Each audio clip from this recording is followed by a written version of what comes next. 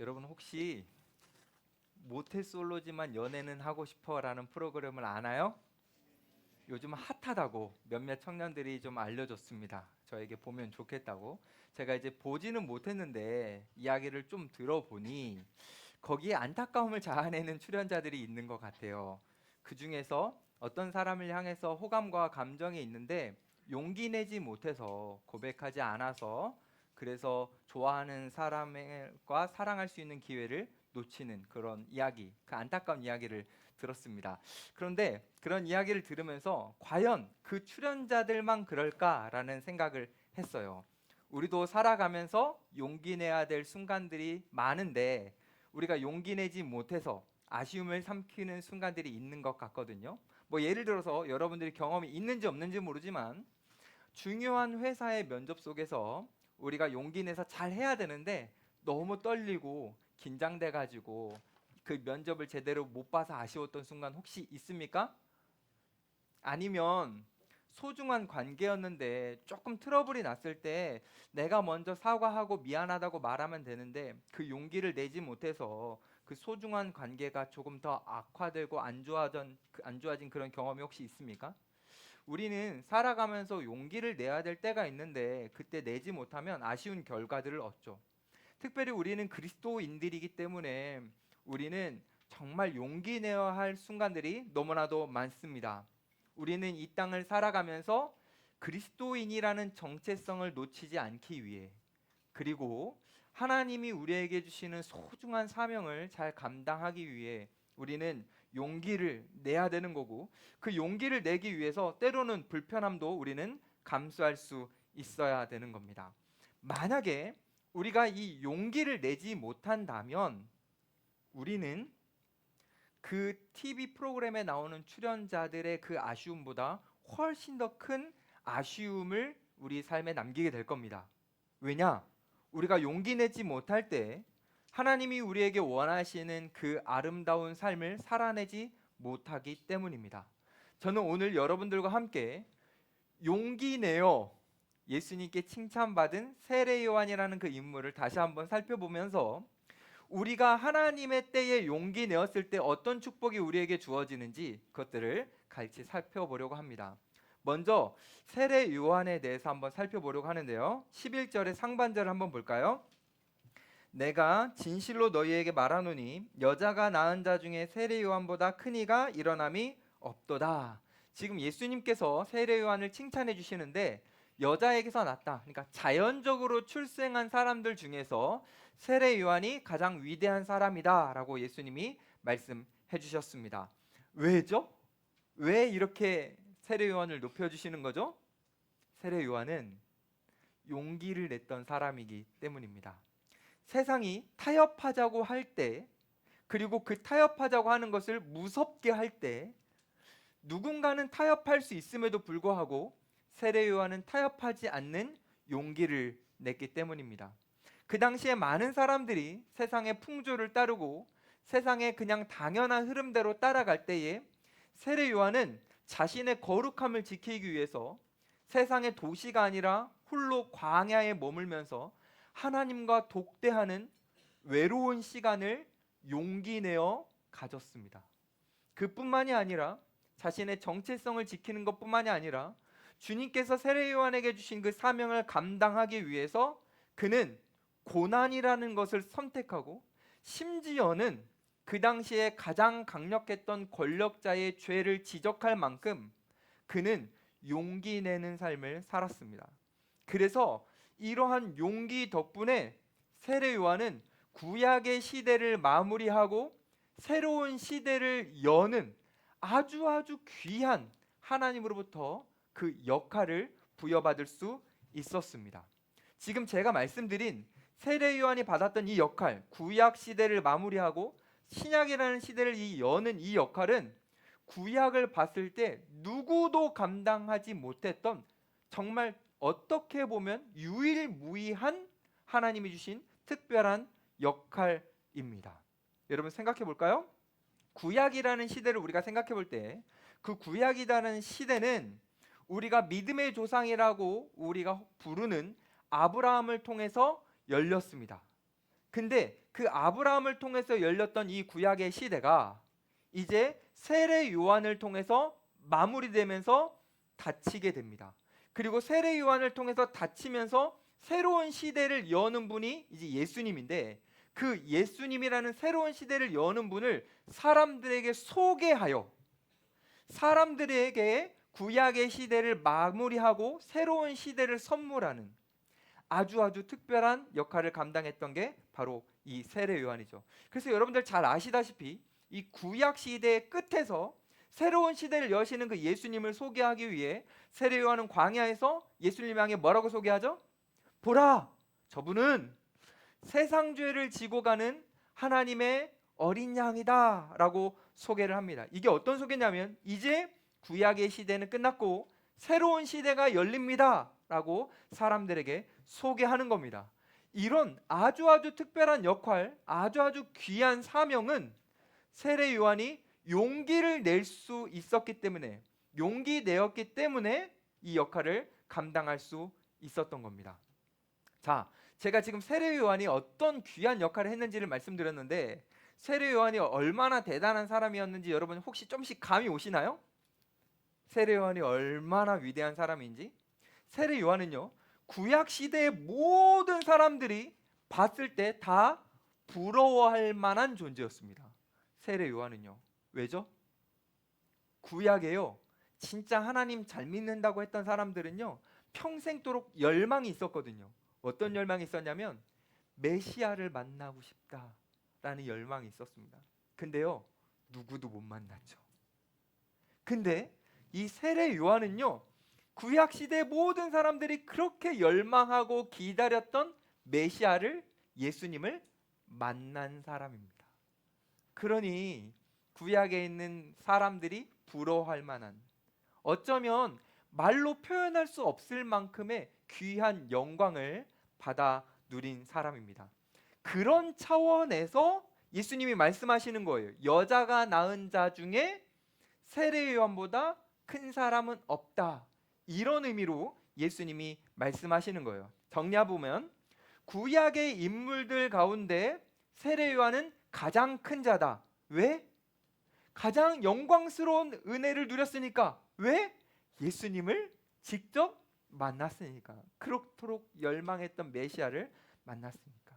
자, 그런데 여러분 그거 아십니까? 세례 요한은요, 아주 특별한 존재라고 성경에 말하잖아요. 그런데 아주 놀라운 건 여러분들이 세례 요한보다 훨씬 더 특별한 존재입니다. 왜냐하면 예수님이 이렇게 말씀하셨기 때문이에요. 11절 하반절 한번 보세요. 그러나 천국에서는 극히 작은 자라도 그보다 크니라. 지금 이 말씀은 세례 요한이 특별한 사람이지만 천국에 가면 아무것도 아닙니다. 그는 천국에서는 존재감이 없는 사람입니다 라고 말씀하시는 게 아니에요. 이 말씀은 우리가 지난주 거를 조금 기억하면서 확인해 봐야 됩니다. 여러분, 우리 지난주에 세례 요한에 대해서 나누면서 세례 요한이 어땠다 그랬죠? 세례 요한은 분명히 예수님을 직접 눈으로 보고 한 무대에도 섰지만 안타깝게도 감옥에 갇히면서 예수님이 본격적으로 사역하시는 것은 눈으로 보지 못했다 그랬죠.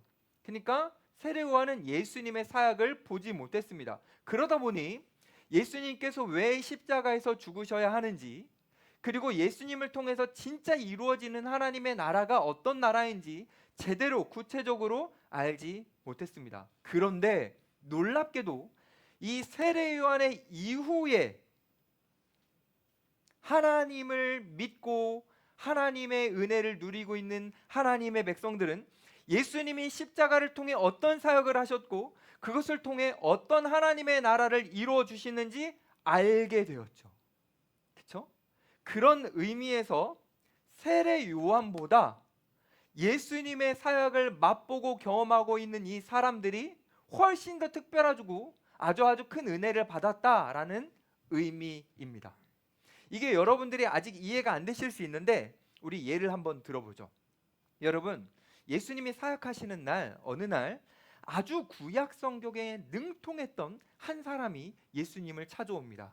그 사람이 누구냐면 니고데모입니다. 니고데모가 예수님을 찾아와서 질문을 하죠. 예수님, 어떻게 하면 천국에 들어갈 수 있습니까? 다시 말하면 예수님, 어떻게 하면 하나님의 나라, 그 천국을 누릴 수 있습니까? 그때 예수님 뭐라고 대답하시죠? 사람이 거듭나지 아니하면 그 누구든지 천국에 들어갈 수 없다라고 말씀하십니다. 이게 어떤 의미죠? 다시 태어나는 존재만이 천국, 하나님의 나라를 누릴 수 있다라고 말씀하시는 거예요. 그래서 니고데모가 깜짝 놀랐죠. 아니, 사람은 이렇게 늙어가는데 어떻게 어머니의 모태에 다시 들어가서 어떻게 다시 태어납니까? 의아하고 이해되지 않아서 예수님에게 말씀했죠. 그랬더니 예수님 뭐라 그러셨는지 아십니까? 성령으로 다시 태어나는 거다라고 예수님이 설명해 주셨습니다. 제가 지금 여러분들에게 이것을 말씀드린 이유는 여러분들이 바로 그런 존재라는 거예요. 여러분들은 성령님에 의해 다시 태어난 존재입니다.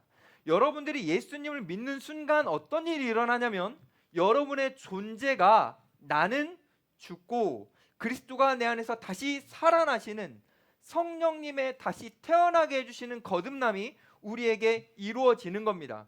그래서 정리해보면 우리는 생일이 있어요. 그 생일이라는 것은 내가 어머니 뱃속에서 태어났다는 증거입니다. 여러분들은 여자에게서 태어난 후손이 맞습니다. 하지만 동시에 구약 성도에게는 없었던 여러분들에게는 다시 태어남이라는 게 있는 거예요. 예수님을 믿는 순간 여러분들은 성령 하나님에 의해서 다시 태어난 겁니다. 한 번만 더, 이거 중요한 개념입니다. 여러분들은 세례 요한처럼 여자에게서 태어난 존재이기도 해요. 하지만 여러분은 성령 하나님, 이제 줄일 거예요. 하나님에 의해서 다시 태어난 하나님의 자녀들입니다. 그래서 하나님의 자녀들만 누릴 수 있는 하나님의 나라를 여러분들도 누릴 수 있는 거예요. 하나님의 나라는 하나님에게서 태어난 하나님의 자녀들만 누릴 수 있는데 여러분들이 예수님을 믿는 순간 성령님을 통해 여러분들은 거듭나기 때문에 여러분들은 하나님의 나라를 누릴 수 있는 어마어마한 자들이 된 거죠. 이게 바로 우리가 세례 요한보다 더 특별한 이유입니다. 세례 요한은 구약을 마무리하면서 메시아를 소망하고 조금 보다가 죽었지만 우리는 그 메시아를 통해 이루어진 이 하나님의 나라에 참여하게 되므로 세례 요한은 이 땅에서 제대로 누리지 못했던 하나님의 나라를 우리는 지금 누릴 수 있잖아요. 그런 의미에서 세례 요한이 천국에서 지극히 작은 자라는 거고 우리는 세례 요한보다 훨씬 더 큰 영광과 특혜와 은혜를 지금 누릴 수 있다라는 겁니다. 여기서 오해하지 마세요. 우리가 세례 요한보다 정말 더 특별하다라는 이 의미는 우열을 가리는 게 아니에요. 아, 내가 세례 요한보다 낫구나, 내가 정말 그런 존재구나, 그렇게 말씀드리는 게 아니라 세례 요한이 이 땅에서 누릴 수 없었던 그 하나님의 나라를 우리는 영광스럽게도 누릴 수 있다라는 겁니다. 여러분들이 어떤 존재냐고요? 구약 성도들이요, 그렇게 기도하고 열망하면서 기다렸던 그 하나님의 나라를 우리는 그냥 갑자기 누리는 그런 존재입니다. 우리나라가 일제강점기가 있었죠. 그때 독립운동가들이요, 진짜 자유 대한민국을 꿈꾸면서 열심히 투쟁했습니다. 근데 그렇게 투쟁한 사람들 중에 일부는 해방을 맛봤지만 대부분의 사람들은요, 해방을 맛보지 못하고 죽었습니다. 그들은 자유로운 대한민국에서 한번 살아보는 것이, 하루라도 살아보는 것이 그들에게는 꿈이었죠. 근데 여러분, 우리는요, 그들이 꿈꿨던 그 하루를 태어나 보니 그냥 살고 있어요. 우리는 태어났더니 자유로운 이 대한민국 안에서 우리는 자유를 마음껏 누리면서 즐기면서 살아가고 있는 겁니다. 그 대한민국, 그 정말 자유로운 나라를 꿈꾸며 목숨 걸고 싸웠던 그 사람들이 바랬던 그 나라를, 여러분 마찬가지로요, 구약의 성도들이요, 하나님을 열망하고요, 하나님 앞에 막 기도하고 뜨겁게 막 투쟁하면서 단 하루라도 살고 싶었던 그 하나님의 나라, 단 하루라도 머물고 싶었던 그 메시아와 함께하는 그 행복, 그거를 우리는 그냥 자연스럽게 누리고 있는 존재라는 거죠. 이게 얼마나 큰 은혜인지 여러분들이 아셨으면 좋겠습니다. 물론 우리가요, 예수님 시대 이후에 신약에 존재하기 때문에, 우리가 신약에 존재하기 때문에, 그리고 우리가 예수님을 믿기 때문에 그럼 나는 이제 자동으로 하나님의 나라를 누릴 수 있겠구나. 아닙니다. 이 하나님의 나라라는 건요, 우리에게 아무런 조건 없이 예수님을 통해서 주어졌지만 이거는 아무나 저절로 누릴 수 있는 것이 아니에요. 왜냐하면 우리는 성령에 의해 다시 태어난 존재이기도 하지만 여전히 우리는 동시에 여자에게서 낳아진 그냥 죄성이 가득한 사람이기 때문입니다. 이 두 가지가 우리에게 공존하기 때문에 하나님의 나라를 선물로 받았지만 우리의 소속은 여전히 이 땅의 대한민국 국민이기 때문에, 우린 여전히 세상에 발붙이고 살고 있기 때문에 우리는 저절로 주어진 선물을 누릴 수 있는 게 아니라 우리는 독립운동가들처럼 투쟁하고 싸우고 때로는 필요할 때 우리가 용기를 내어야만 우리는 이미 선물로 주어진 이 하나님의 나라를 누릴 수 있는 겁니다. 그거를 보여주는 것이 12절이에요. 같이 한번 볼까요? 세례 요한의 때부터 지금까지 천국은 침노를 당하나니 침노하는 자는 빼앗느니라. 침노를 당한다라는 이 개념은 우리가 천국을 쟁취하기 위해서 우리는 적극적으로 싸워야 된다라는 의미예요. 우리도 싸워야 된다. 여러분, 제가 여러분들에게 이런 질문을 드리고 싶어요. 여러분은 일상에서 하나님이 여러분들에게 주신 선물, 그 천국을 누리기 위해 싸우고 있습니까? 여러분들은 일상 속에서 하나님의 나라를 누리기 위해 여러분들은 용기 내고 있습니까? 우린 투쟁해야 되거든요. 우리는 용기를 내야 하고 투쟁해야 되기 때문에 여기에서 그럼 우리는 어떤 투쟁을 해야 되는가? 우린 과연 어떤 용기를 내야 되는가? 그것을 살펴봐야 됩니다. 이것을 살펴보기 위해서 다시 한번 복습할 것은 우리가 누린다고 말하는 이 천국이란 무엇인가? 이것을 잠시 한번 더 살펴봐야 될 것 같습니다. 우리가 천국 할 때 그 천국을 많이들 오해하는데 여기 한번 정리해 봅시다. 여러분, 천국은 게으름이 용인되는 곳이 아닙니다.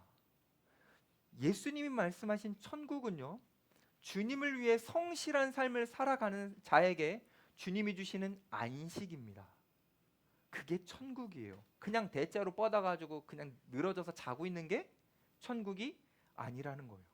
천국이라는 것은 내가 자유로움을 가지고 마음대로 하고 싶은 것을 하는 거, 이게 천국이 아닙니다.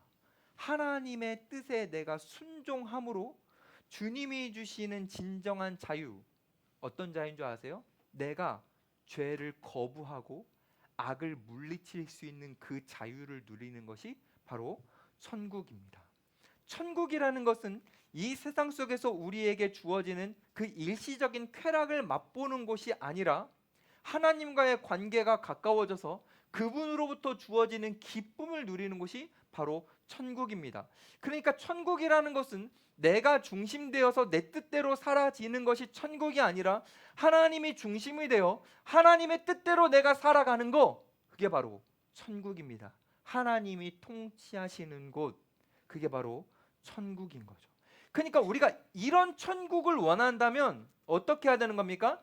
하나님의 통치 안으로 우리가 들어가야 되는 거죠. 우리가 천국을 오해하고 내가 마음대로 살아가고 싶은 대로 살아가는 게 천국이라고 하면 내가 주도성을 가지고 내가 통치해 가면 되는 거겠죠. 하지만 그건 천국이 아니에요. 진짜 천국은 주님의 통치 안으로 들어가는 거잖아요. 주님의 뜻이 우리 가운데 이루어지는 거잖아요. 그러니까 우리는 어떻게 싸워야 되는 거예요? 내가 주인된 삶을 포기하고 주님의 통치 안으로 들어가기 위해 용기 내고 우리는 이걸 위해 싸워야 되는 겁니다. 때로는 내가 주님의 통치 안으로 들어가려고 할 때 세상이 우리를 끌어당깁니다. 그건 이상한 거라고, 그렇게 살면 안 된다고. 그럴 때 우리는 세상과 타협하지 않고 단호하게 세상을 거절하고 주님의 통치 안으로 들어갈 수 있는 우리에게는 그 용기가 필요한 거죠. 주님의 통치 안으로 들어가 그분의 거룩하심을 맛보고 나도 그 거룩하심 안에 있고 싶어서 때로는 나의 거룩함을 빼앗으려고 하는 세상의 그 어떤 것을 거부하고 때로는 그것이 세상에 주는 안락한 명예와 세상이 주는 성공이라 할지라도 내가 하나님의 통치 안으로 들어와 그분이 거룩한 것처럼 나도 거룩하기 위해서 때로는 세상의 것을 포기할 줄 아는 그 용기, 그것이 우리에게 필요한 겁니다. 심지어는 내가 그 주님의 안에 통치에 들어가려고 하는데 세상이 나를 비난하고 조롱하고 그건 맹신이야, 그건 종교심이 너무 과한 거야 라고 사람들이 우리에게 비난하고 욕할지라도 그럼에도 불구하고 나는 삶의 모든 영역에서 하나님의 통치를 받겠다라는 결단을 가지고 투쟁하듯이 한 걸음 한 걸음 주님을 통치 안으로 들어가는 거, 그게 바로 우리가에게 필요한 용기고, 그렇게 할 때 비로소 우리는 예수님이 우리에게 선물로 주신 하나님의 나라를 누릴 수 있는 겁니다. 우리는 그 모쏠이라는 TV 프로그램을 보면서 저렇게 서툴고 저렇게 용기 못 내요 어떡하나 찌릿할 수가 없는 겁니다. 어쩌면 그들보다 훨씬 더 안타까운 일들을 우리도 할 수 있으니까요. 그렇게 훌륭한 세트장 안에 좋은 지체들을 만날 수 있는 기회를 줘도 그 모쏠들이 거기에서 자기가 어떤 용기를 내야 되는지 알지 못해서 데이트를 안 하고 혼자 맛있게 밥만 먹는 거는 너무 슬픈 일인데 그게 우리가 하고 있는 일일 수 있다라는 거죠. 예수님이 우리에게 가져다 주신 천국은 너무 아름답고 소중한데 그것을 방치시켜 놓고 여전히 내가 주인 되어 내 뜻대로 살아가는 이 지옥과 같은 삶을 우리가 끝까지 끌고 가려고 한다라는 것은 너무너무 불행하고 안타까운 겁니다.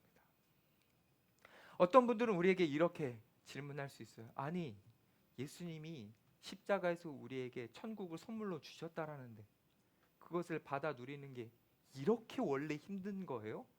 라고 물어본다면 저는 미안하지만 이렇게밖에 대답할 수 없어요. 네, 맞아요. 쉽지 않은 겁니다. 왜죠? 여러분, 세상이 만만치가 않아요. 우리가 살아가는 세상이요, 정말 강력하고 정말 방해를 많이 합니다. 우리가 세상의 통치를 따르도록, 주님의 통치를 따르지 않고 이 세상의 통치를 따르도록 세상은요 우리를 가만두지 않아요. 그것을 예수님이 비유로 말씀해 주십니다. 우리 16절과 17절 볼까요? 이 세대를 무엇으로 비유할까? 비유하건대 아이들이 장터에 앉아 제 동물을 불러 이르되 우리가 너희를 향하여 피리를 불어도 너희가 춤추지 않고 우리가 슬피 울어도 너희가 가슴을 치지 아니하였다 함과 같도다. 여러분, 예수님 시대의 아이들은요 장난감이 없어요. 그래서 그냥 장터에 모여서 친구들끼리 노는 거예요. 역할놀이. 첫 번째는 결혼식 놀이, 두 번째는 장례식 놀이예요. 첫 번째 결혼식 놀이는요 누가 피리를 부면 결혼식처럼 막 춤추는 거예요. 두 번째는요 누가 슬프다고 하면요 다른 친구들도 장례식처럼 곡하는 거예요. 그냥 그게 그 당시 아이들의 놀이예요. 근데 예수님이 이 놀이를 가지고 와서 비유로 말씀하시는 거예요. 사람들이 피리를 부는 거예요. 누구를 향해서요? 예수님과 세례 요한을 향해서요. 하나님의 백성들 향해서 피리를 부는 거예요. 자, 이제 즐거워할 때야. 근데 이때 눈치 보고 용기를 못 낸 사람들은 춤춰야죠. 세상에 맞장구를 해줘야 되는 겁니다. 하지만 예수님 어떻게 하셨죠? 그러시지 않았습니다. 세상의 종교 지도자들이 예수님을 향해서 지금은 울 때야, 장례식 놀이처럼 지금은 곡할 때야 라고 할 때 예수님은 반응하지 않으셨습니다. 세상은요 예수님을 향해서 그리고 우리들을 향해서 말합니다. 우리가 지금 말하는 이 타이밍에 우리가 원하는 대로 움직여. 자신들의 리듬에 우리 그리스도인들도 맞춰서 움직이고 춤추기를 바라는 거죠. 특별히 이 당시에 종교 지도자들은요 예수님과 세례요한에게 무엇을 원했는지 아세요? 자신들이 딱 기준을 정해놓고 자, 이 기준 안에 못 들어온 사람들은 죄인이야. 이들에게는 천국이 없어. 너희들도 이 사람들을 배척해, 배타시켜. 근데 예수님 어떻게 합니까? 안 그래요. 죄인들의 친구가 되어주시고 세리들의 친구가 되어주십니다.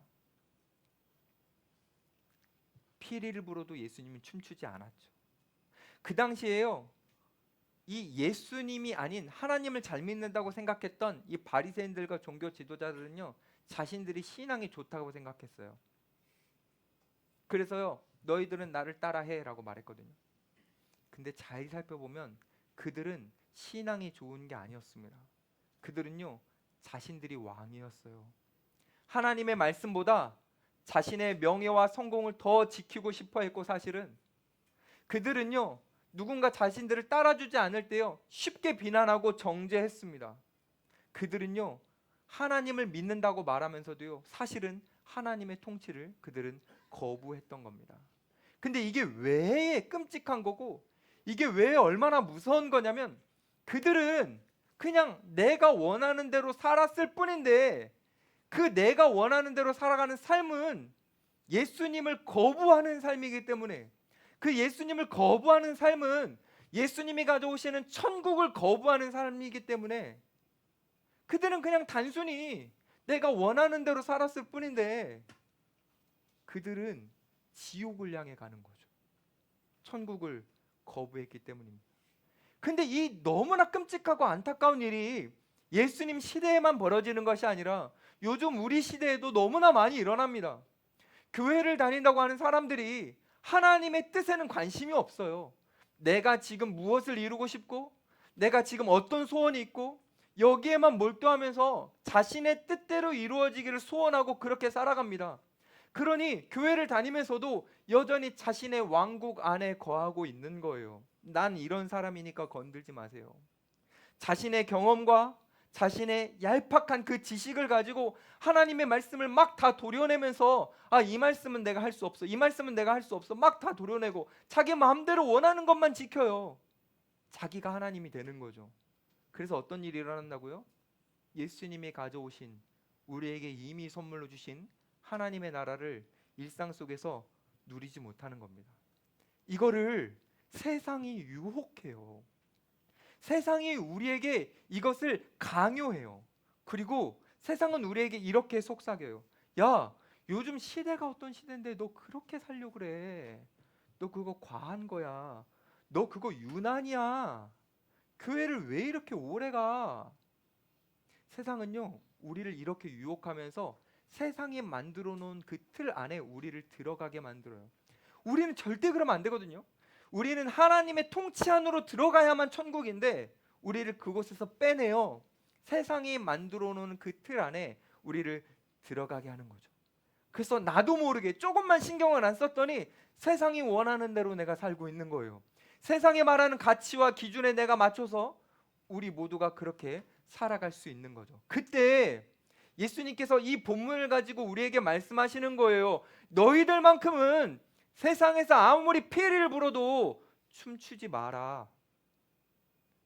세상이 피리를 불어도 춤추지 않을 용기를 내어야 한다.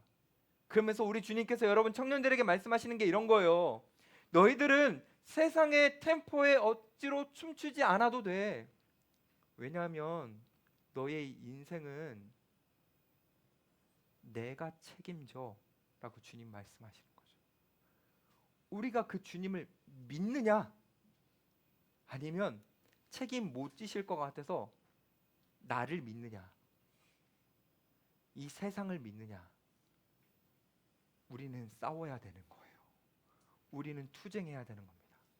만약 여러분들이 오늘 말씀을 듣고 그래, 내가 주님의 뜻대로 살아야 하지 라고 하면서 여러분들이 이젠 세상을 거부하고 그 세상의 리듬에 맞추지 않고 주님의 리듬에 맞추려고 할 때에, 여러분들이 주님의 뜻 안에 들어가려고 할 때에 세상은 자연스럽게 여러분들을 비난할 것입니다.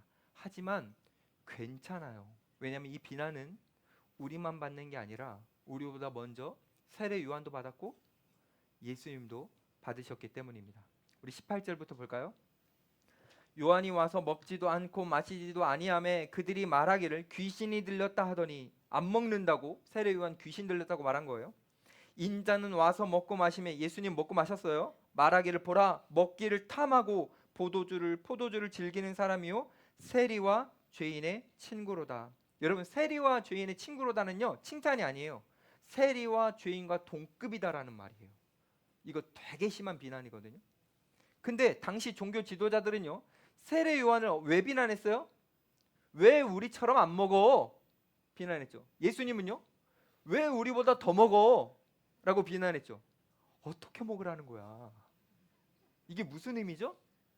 먹는 게 비난의 본질이 아니라는 거예요.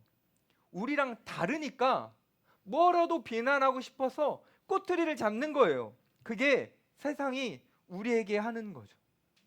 여러분들이 예수님의 통치 안으로 들어가 이 세상 속에서 하나님 안에서 살아가려고 할 때 세상은 어떻게든 꼬투리를 잡을 거예요. 그리고 여러분들을 비난할 거예요. 그때 여러분들이 세상과 다르다는 이유로 비난을 받는다면 우리는 거기에 상처받지 않아도 돼요. 자존심 상해하지 않아도 돼요. 이건 부끄러운 일이 아니라요, 우리가 예수님과 같은 취급을 받는 영광입니다. 주님이요, 우리에게 이렇게 말씀하세요. 19절 마지막 볼까요? 지혜는 그 행한 일로 인하여 옳다함을 얻느니라. 예수님이 이 말씀은 어떤 의미냐면요, 곧 드러난다라는 거예요. 누가 맞았는지, 누가 옳았는지, 누가 천국을 소유했는지 이거 드러난다라는 거예요. 근데 우리는요, 곧 드러날 그 시기까지는요 혼란스러워요. 왜냐하면 우리는 다수결의 원칙에 너무 우리는 그냥 마음을 빼앗겨요. 다수가 저렇게 살아가는데 내가 살아가려고 하는 이 삶은 소수니까 다수가 맞아 보이잖아요. 그러니까 우리는 때로는 마음이 흔들리고 막 의심도 생기고 염려도 생기고 불안해지는 거예요. 그래서 예수님이 여러분들에게 말씀하시는 거예요. 다수가 맞는 게 아니라 예수님이 맞다. 다수가 옳은 것이 아니라 예수님이 여러분들에게 내가 옳다라고 말씀하시는 거죠. 주님이 옳으신 거예요. 우리는 그것을 믿는 거예요. 이게 우리의 믿음인 거예요. 우리는요, 다수가 아니라 예수님이 맞다라는 걸 우리는 믿는 거예요. 그리고 이 믿음은요, 곧 증명돼요. 우리는요, 삶이 유한해요. 곧 끝납니다. 곧 끝날 때 모든 사람은 하나님의 심판대 앞에 서겠죠. 그 심판대 앞에 섰을 때 예수님의 뜻을 따른 사람만 주님이 인정해 주시겠죠. 우리가 예수님의 이름을 부르고 그분을 믿는다라고 혼자 착각 속에 살아서 주님이 원하시는 그 통치 안엔 들어가지도 않고 내 왕국을 만들면서 마음대로 살았던 사람이라면 심판대 앞에 섰을 때 너무나 부끄럽고 할 말이 없겠죠. 미소를 잃을 겁니다. 그런데 우리는 주님의 통치 안에서 살아가기만 한다면 우리는 주님을 다시 뵐 그날 미소 지을 수 있고요. 아니요, 미소를 넘어 우리는 활짝 웃게 될 겁니다. 왜냐하면 주님이 우리의 삶이 맞았다라는 것을 증명해 주실 거니까요. 그러니 이것을 기대하고 소망하는 마음으로 우리는 용기를 포기하면 안 돼요. 우리는 세상이 우리를 겁박하고 위협해도요, 우리는 포기하지 않고 우리는 독립운동가들처럼 끝까지 저항해 나가야 되는 겁니다. 물론 이게 쉽지는 않아요. 여러분 혹시 번아웃 아시죠? 번아웃을 한번 경험해 봤던 분 있습니까? 번아웃이 뭡니까? 뭔가 열심히 해봤는데 아무런 변화가 없어서 의욕이 다 떨어지고 힘이 빠져서 모든 것을 놓아버리고 싶은 순간, 그런 걸 번아웃이라고 하죠. 이 번아웃이요, 우리에게 올 수 있어요. 용기를 내고 투쟁하면서 살아가는데요, 안 바뀌는 것 같으니까, 내 삶은 여전히 그대로 고통스러우니까, 그러니까요 우리에게는요 번아웃이 있어요. 근데 여러분, 이 번아웃은요 누구에게나 오고요, 심지어는요 구약에 세례 요한과 같은 급의 선지자라고 말했던 엘리야라는 그 인물도 번아웃이 왔죠. 여러분 아시잖아요. 갈멜산에서 얼마나 대단했습니까? 그 바알 선지자 450명을 앞에 놓고 하나님은 이런 분이시다라고 하면서 불을 내려달라고 기도했더니 막 불 내리면서 그것을 지켜보고 있었던 많은 이스라엘 백성들이 환호하고 막 우리 엘리야 최고다 막 이러면서 막 어깨 막 이만큼 올라가고 엘리야 막 힘이 났었잖아요. 그런데 그렇게까지 하나님이 역사하셨는데 이세벨이 자기를 죽이려고 할 때, 아, 하나님이 이렇게 역사하셔도 내 참 고통스러운 삶은 바뀌지 않는구나.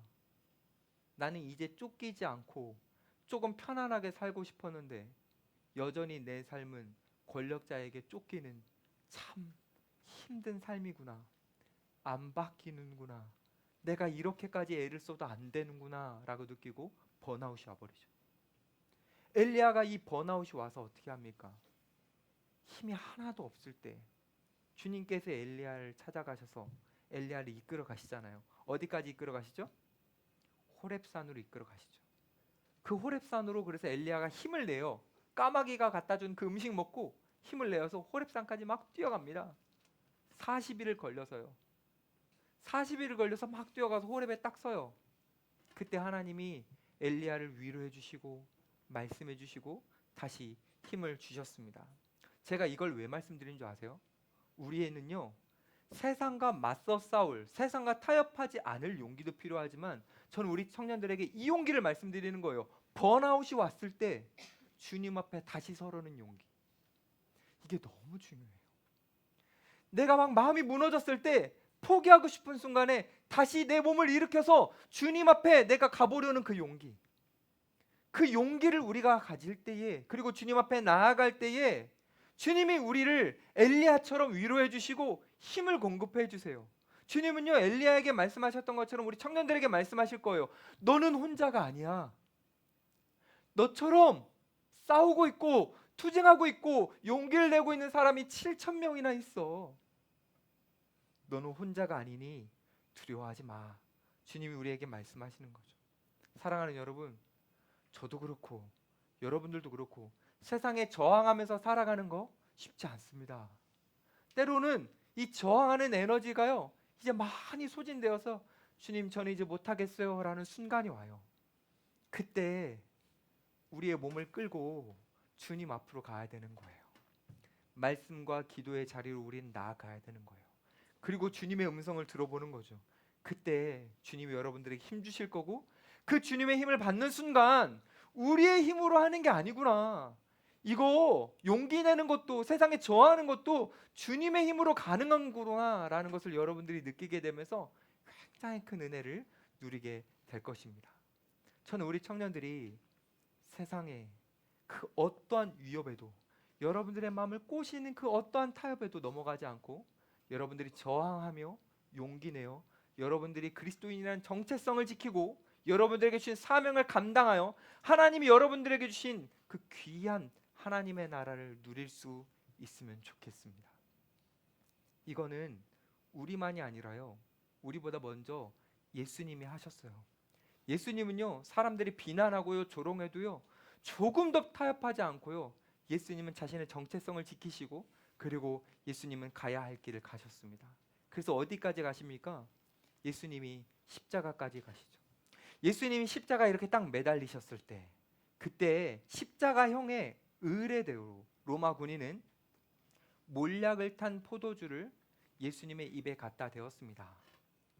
이걸 왜 주냐면 십자가형은 너무 고통스럽기 때문에 그 고통을 면해주기 위해서 그 십자가형을 받는 사람들의 이웃이나 가까운 사람들이 로마 군인에게 전달해주면 로마 군인은 그것을 줬습니다. 근데 예수님이 그 몰약을 탄 포도주를 이렇게 입을 대시고는 예수님이 드시지 않았습니다. 예수님은요, 지금 좀 아까 표현됐던 것처럼 포도주를 즐기는 자라고 표현됐던 것처럼 예수님은 포도주를 원래 드시는 분입니다. 근데요, 이 십자가의 순간만큼은 예수님이 포도주를 드시지 않았습니다. 왜일까요? 예수님은요, 우리에게 천국을 주시기 위해 예수님이 그 메시아적 사명을 십자가에서 감당하셔야 되는데 그것을 조금도 타협하지 않으시려고 했기 때문입니다. 우리에게 천국을 주시는데 이것을 온전히 주시기 위해 예수님은 받으셔야 될 고통도 온전히 감당하신 겁니다. 예수님은요, 우리보다 먼저 그 어떠한 회피도 없이 예수님은 이 세상의 모든 것을 저항하셨습니다. 사랑하는 여러분, 이제 우리 차례인 거예요. 예수님이 그 십자가에서 그 고통스러운 순간에도 포도주를 거부하셨던 그 용기, 그 투쟁, 이제 우리 차례인 겁니다. 우리는요, 너무 감사하게도 천국을 가져오는 싸움이 아니고요, 우리에게 주어진 걸 누리는 싸움이에요. 여러분 모두 다 일상 속에서 타협 없는 삶을 살았으면 좋겠고, 주님과 함께 동행하는 삶을 살았으면 좋겠고, 주님의 통치 안으로 들어가 그분의 뜻을 이루어드리는 그 삶을 살았으면 좋겠습니다. 이거는 제가 다시 한번 강조하지만 여러분 부담이라고 생각하지 마세요. 이 설교는 부담이다. 그건 진짜 안타까운 겁니다. 여러분 이거는요, 이 투쟁은요, 구약의 수많은 사람들이 기대했던 투쟁입니다. 그들이 정말 열렬히 사모했던 투쟁이에요. 근데 우리는 그걸 하는 거잖아요. 우린 이걸 부담으로 여길 게 아니라 영광으로 얻어야죠. 이미 주어진 하나님의 나라를 우리가 누리기 위해 한 걸음 한 걸음 주님과 함께 내딛는 우리의 투쟁. 저는 여러분들에게 이것이 기쁨이 되어, 특별히 세상이 여러분들 향해 막 피를 불어도 춤추지 않을 여러분들의 용기를 내요. 여러분의 일상 속에서 이미 주어진 하나님의 나라를 누렸으면 좋겠습니다. 그래서 우리 청년들에게 부탁하는 건, 너무 과도한 경쟁이 우리를 압박해도 그 안에서 하나님이 주시는 안식을 누리고, 여러분들을 모르게 여러분들을 죄로 막 끌고 가려고 유혹해도 그것을 거부할 수 있는 자유함도 누리고, 세상이 여러분들의 쾌락을 주면서 허무하다 그 쾌락에 빠지는 것이 아니라 정말 영원히 끌고 갈 그 하나님의 기쁨을 누리며, 여러분의 입술 속에 만나는 사람 모두에게 나는 하나님의 나라를 누리고 있어서 너무 행복합니다 라고 고백하게 되는 저와 여러분들이 되기를 간절히 축복합니다.